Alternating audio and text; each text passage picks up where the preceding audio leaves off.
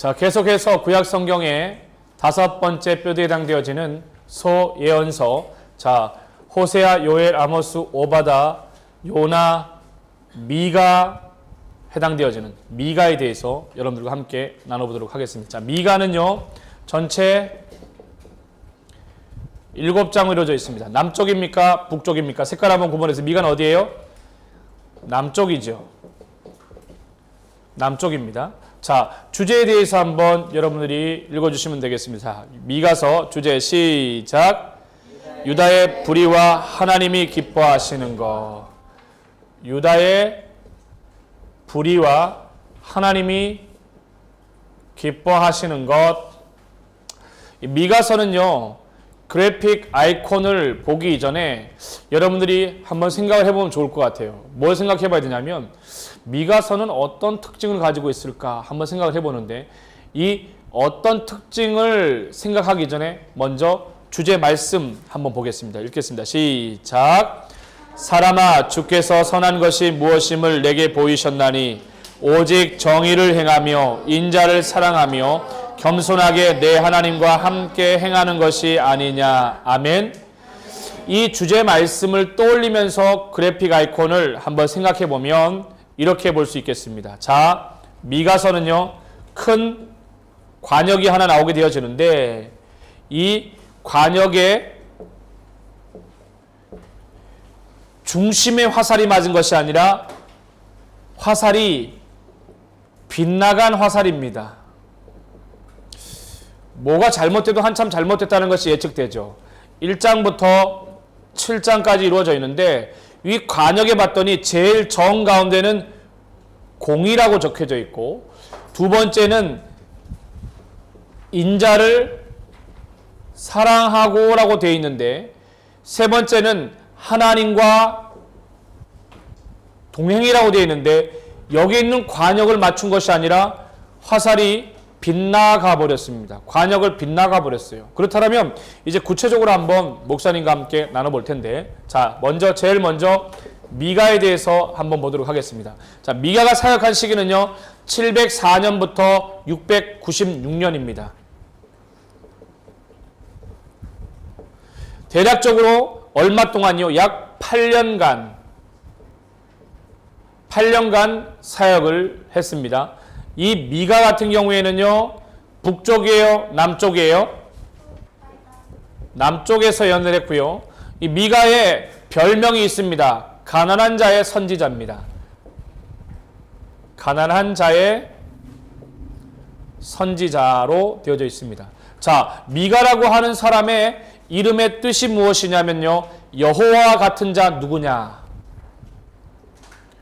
여호와와 같은 자 누구냐라고 하는 뜻을 가지고 있고요. 이 미가는요, 출신 지역이 모레셋입니다. 출신이요, 모레셋이고요. 이 세 번째는요, 주제가 유다의 불의에 하나님이 기뻐하시는 것. 다시 말해서 유다의 불의와 하나님께서 기뻐하시는 것이 무엇인지에 대해서 다룹니다. 사역 대상은요, 사마리아와 예루살렘입니다. 이 대상은요, 사마리아와 예루살렘이 되겠고요. 네 번째는요, 시기를 보시면 되겠습니다. 활동한 시기를 볼 것 같으면 남유다, 요담과 아하스와 히스기야입니다. 남유다, 요담과요, 아하스와 히스기야가 되겠습니다. 자, 다섯 번째는요, 여기 나와 있는 미가의 특징을 한번 살펴볼 필요가 있는데, 이사야서와 유사한 내용으로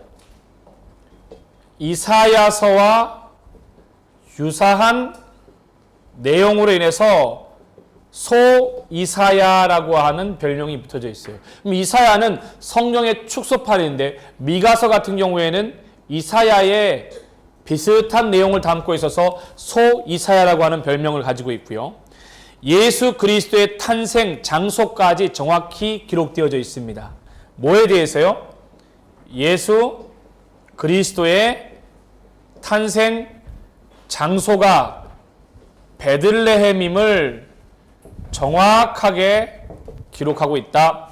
또 무엇이냐면 바로 전체 장수에 비해 예수 그리스도의 예언과 설명에 대해서 비중이 큽니다. 전체 장수가 7장밖에 안 되는데 전체 장수에 비해서요, 예수 그리스도에 대한 내용으로 가득 채워져 있다. 중요하죠. 자, 8번째는 어떤 특징을 가지고 있느냐? 동시대의 선지자로는요, 아모스와 호세아와 이사야가 있습니다. 아모스, 호세아, 이사야. 목사님이 대예언서, 대선지서를 설명할 때, 특별히 이사야를 설명할 때 뭐라고 얘기했던지 기억나십니까? 남유다의 중간기에 이사야가 사역을 했는데 제10대, 11대, 12대, 13대 왕까지 우시왕부터 시작을 해서 히스기야 때까지 사역을 이사야가 했는데, 이사야와 동시대에 같이 사역했던 선지자가 누구라고 했어요? 미가라고 얘기했죠. 그래서 이 이야기를 하고 있는 겁니다. 미가서 6장 8절은요, 구약의 황금률로 알려져 있다. 미가서 6장 8절은 구약의 황금률로 되어져 있다. 아모스는 공의의 선지자라고 본다면요, 호세아는 사랑의 선지자입니다. 호세아는요, 사랑의 선지자예요. 이사야는 겸손에 대해서 얘기를 합니다. 겸손에 대해서 이야기를 한다. 족보나 붙인 이름이 없는 걸로 봐서 평민 출신으로 보인다. 이 미가서는요, 족보에 대한, 누구에 대한 얘기도 언급되지 않아서 아마도 평민 출신일 것이다 라고 생각합니다. 자, 그렇다면 이 미가서에 나와 있는 빗나간 화살에 대한 공의와 인자사랑과 하나님의 동행에 대한 관역을 벗어난 빗나간 화살에 대해서 1장부터 7장까지 이루어져 있는데, 이 부분을 좀 더 구체적으로 보면, 자, 이렇게 볼 수 있습니다. 두 번째는요, 하나님이 기뻐하시는 것. 여러분 생각하시기에 하나님이 무엇을 기뻐하는 것이라고 생각하세요? 미가 선지자는 하나님이 기뻐하시는 것에 대해서 이렇게 얘기하고 있습니다. 제일 먼저 공의를 행하고, 두 번째는요, 인자를 사랑하고, 세 번째는요, 하나님과 동행하는 것이라고 미가 선지자는 이야기해요. 그래서 노래도 있죠. 공의를 행하고 인자를 사랑하고 하나님과 동행하는 것이 아니냐, 이렇게 이야기하는 겁니다. 하나님이 기뻐하시는 삶에 대해서 좀 더 목사님이 구체적으로 몇 가지만 더 보자라면, 미가서의 목사님이 몇 가지만 더 소개하자라면요, 이 미가서에서 1장부터 7장까지를 간략하게 한번 정리를 한번 해드릴게요. 자, 미가서 정리를 보면 1장에서는요, 심판받는 사마리아와 유다에 대해서 얘기를 한다. 심판받는 사마리아와 유다에 대해서 얘기를 하고요. 자, 두 번째는요, 빗나간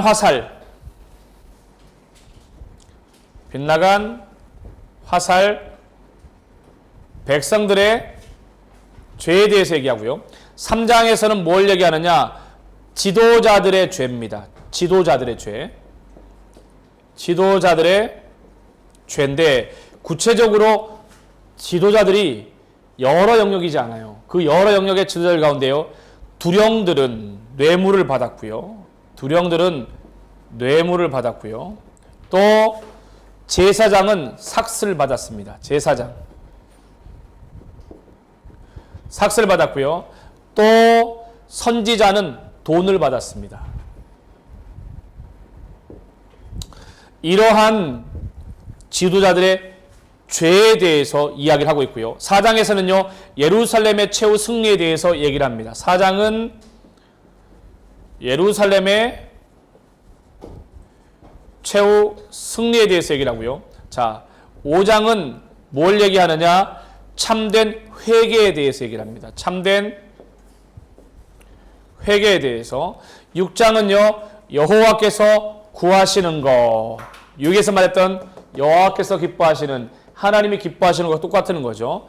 여호와께서 기뻐하시는 것. 자, 7장에서는요, 구원의 소망에 대해서 다루고 있습니다. 구원의 소망에 대해서 다루고 있다. 이처럼 여기 나와 있는 것처럼 미가서는요, 여기 나와 있는 그래픽을 중심으로 해서 조금 전에 우리가 얘기했던 것처럼 미가에 대해서 이해를 하고 그 이어서 하나님이 기뻐하시는 것, 그리고 미가서 전체 정리를 통해서 여기 나와 있는 그래픽을 살펴보았고요. 이제 나아가서 스토리를 볼 것 같으면 미가서는 하나님이 기뻐하시는 삶에 대해 분명하게 드러냅니다. 미가는 여호와 같은 자 누구인가라는 뜻의 미가의 이름을 따서 불리게 되는데 히브리어 표제인 미카에서 유래되었는데 미카는 누가 여호와와 같으리요라고 하는 뜻의 미카야후라고 하는 단축형입니다. 후기 구약 헬라어 역본인 70인 역에서는 미카이아스로 불리는 이 라틴어로 번역된 불가타 성서는요, 미카이오스로 이렇게 명칭이 되었습니다. 가드 모레셋 출신의 평민 미가는요, 호세아, 아모스, 이사야, 요나와 같이 기원전 8세기 활동 선지자들로 남왕국의 요담, 아하스, 히스기야의 통치 시기 누구와 맞먹습니까? 바로 이사야와 비슷한 동시대죠. 특별히 지도자의 죄와 또 백성들의 죄에 대해서 구체적으로 이야기하고 있고, 특별히 지도자에 대해서 얘기할 때 여기 보시면요, 두령이 뇌물을 받고 제사장이 삭슬, 선지자가 돈을 받음에 대해서 이야기를 하고 있습니다. 미가 선지자는요, 무엇을 가지고 하나님께 나아갈까라고 하는 고민을 통해서 하나님이 기뻐하시는 것은 공의를 행하고 인자를 사랑하며 겸손히 하나님과 동행하는 것이라고 선포합니다. 자, 타임라인으로 넘어와서 볼 것 같으면 이 타임라인을 한번 주목해 보십시오, 여러분. 타임라인을 볼 것 같으면 미가는 704년부터 시작을 하여서 696년까지를 다룹니다. 남유다에서 704년부터 696을 포인트를 찍기 위해서는 제일 먼저 740부터 681에 해당되어지는 누구예요? 이사야를 알아야 된다 그랬죠. 이사야와 동시대에 사역했던 사람으로 바로 미가를 들 수 있는데, 이 미가의 같은 경우에는요, 바로 704년부터 696입니다. 704년부터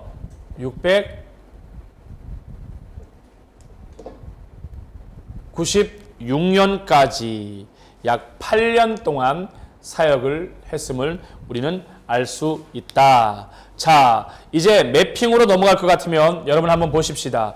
공간 활용을 위해서 제가 매핑을 이쪽에다 하면 좋겠네요. 자, 보십시다. 매핑을 볼 것 같으면 제일 먼저 필요한 부분들이 뭐겠습니까? 매핑이요? 지중해와 갈릴리, 요단강과 사해와 홍해를 찍고 나서요, 지금 현재 미가 선지자가 활동할 때에는 이사야와 동시대라고 말했지 않습니까? 분열왕국입니까? 통일왕국입니까? 분열왕국의 통일왕국이요? 분열왕국이죠. 분열왕국의 어디에서? 남쪽에서 예언했습니다. 남쪽 딱 하게 되어지면 뭘 써야 돼요? 예루살렘을 쓰고 성전을 그리라고 얘기했죠. 근데 미가서 같은 경우에는요, 여기 나와 있는 것처럼 모레셋 출신의 사람인데 이 남쪽 유다라고 쓰고 미가라고 이렇게 쓰면 되겠습니다. 그래서 이사야와 동시대에 사역을 했던 사람으로 남유다에 대해서 빗나간 화살의 그래픽을 통해서 구체적으로 이야기를 하고 있다. 자, 나아가서 우리가 본다면요, 이와 같이 GSTM, A. 어널리지를 통해서 미가서를 조금 더 공부해 본다라면 우리는 이렇게 볼 수 있습니다. 1장부터 7장까지 이루어져 있는데 그래픽을 먼저 떠올려 보십시오. 1장은 사마리아와 남유다 멸망에 대해서 예언을 하고요. 2장은 탐욕과 착취의 죄, 3장은 지도자의 죄, 4장은 메시아 왕국의 도래를 예언하고 5장은 메시아 왕국의 탄생에 대해서, 6장은 참된 회개와 7장은 구원의 소망에 대해서 다루고 있다. 이것이 바로 어널리즈 1장부터 7장을 분해한 내용인데, 엑스트라 자료를 볼 것 같으면 중요한 자료가 하나 소개되고 있습니다. 어떤 자료가 중요한 자료겠습니까? 미가서에는요, 예수님이 태어날 것에 대해서 장소를 정확히 말하고 있죠. 바로 미가서 5장 2절입니다. 미가서 5장 2절을 통해서 예수님이 어디에서 태어난다고요? 베들레헴에서 태어날 것에 대해서 이야기하십니다. 자, 5장 2절을 보면요. 베들레헴 에브라다야, 너는 유다 족속 중에 작을지라도 이스라엘을 다스리는 자가 내게로 나올 것이라. 그의 근본은 상고의 영혼에 있느니라 라고 이야기를 해요. 이 베들레헴이라고 하는 지역은요, 빵집 혹은 떡집이라고 알려져 있는데 예수 그리스도의 탄생한 성읍이죠. 그리스도의 탄생한 성읍입니다. 오늘날 아랍 이름은요, 베잇 라함이라고 하고요. 예루살렘 남쪽 7km 지점에서 동쪽으로 뻗은 산 위에 833m 높이에, 베들레헴은 833m의 고지 위에 있는 마을입니다. 그래서 실제로 성지 순례를 가게 되어지면요, 예수님의 탄생에 대해 탄생 교회를 방문해 보게 되어지면 예수님이 태어나신 그 곳에 별이 형태를 이렇게 띠고 있는데, 이 별이 이런 모양으로 되어져 있습니다. 몇 각형으로 되어 있는지 아십니까? 14각형으로 이루어져 있어요. 별이요. 이 14각형이 상징하는 바가 뭔지 아십니까? 대를 이야기하는 거예요. 다윗에부터 시작을 해서 몇 대에 이르게 되어지는지 대를 상징하는 그러한 별의 모양이 예수님이 탄생한 곳 가운데 이렇게 부착되어져 있습니다. 자, 지금까지 저는 여러분들과 함께 GSTM의 방식을 통해서 미가서에 대해서, 남쪽 유다에 예언한 미가 선지자에 대해서 여러분들과 함께 공부를 했습니다. 수고했습니다.